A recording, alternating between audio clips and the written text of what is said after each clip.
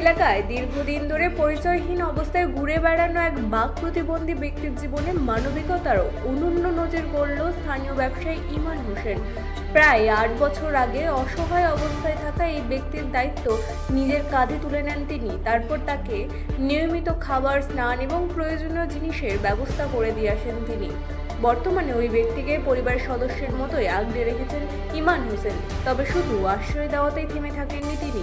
পরিচয়হীন এই ব্যক্তির প্রকৃত পরিচয় এবং পরিবারের সন্ধানেরও চেষ্টা চালিয়ে যাচ্ছেন। তার আবেদন, কেউ যদি এই ব্যক্তিকে চিনতে পারেন বা তার আত্মীয় স্বজন হন তাহলে যেন দ্রুত যোগাযোগ করেন। সোনামুড়া মোটর স্ট্যান্ড এলাকায় ইমান হোসেনের এই মানবিক উদ্যোগ ব্যাপক প্রশংসা কুড়িয়েছে। স্বার্থপরতার যুগে তার এই উদ্যোগ সমাজের কাছে মানবিকতার এক উজ্জ্বল দৃষ্টান্ত হয়ে দাঁড়িয়ে রয়েছে। বাড়ি কোন জায়গায়? আড়ালিয়া। এই লোকটা যে আপনার দোকানের সামনে কাজ করতেছে এর বাড়ি কোন জায়গায়? বারে আমরা সঠিক জানি না, কিন্তু বহুত বছর রাস্তার সাইডে ঘুরে থাকে। হ্যাঁ, তারপর আমরা এমনি আইনা খাওয়াইতাম, টিফিন টিফিন আস্তে আস্তে আস্তে আস্তে এই যে স্নান টান সব কিছু করাইতাম, খাওয়া দাওয়া সব কিছু করাই। থাকে কোন জায়গায়? থাকে এনে থাকে বৃঞ্চমনি থাকে, খাওয়া দাওয়া করে আমার এনে। বাড়িতে গিয়া আপনার বাড়ি থেকে খাওয়া দাওয়া মানে এত কত বছর ধরে আপনি 8 বছর। দেখভাল করতেছেন? 8 বছর। 8 বছর। এর কোনো পরিচয় পাওয়া গেছে না? কোনো পরিচয় নেই।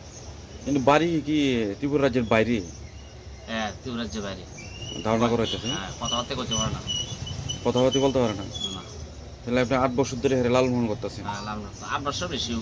এর মধ্যে আপনি যোগাযোগ করছেন নি বাইরে পরিচয় পাওয়ার জন্য বা বিভিন্ন স্থানে? হ্যাঁ, আমি নেটার মাঝে দিছিলাম কয়েকবারকে খোঁজ খবর নেই। খোঁজ খবর নেই।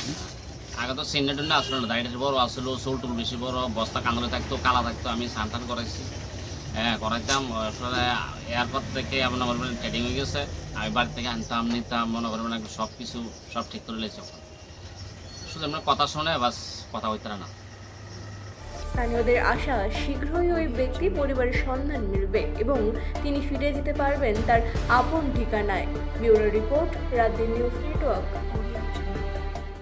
पिताजी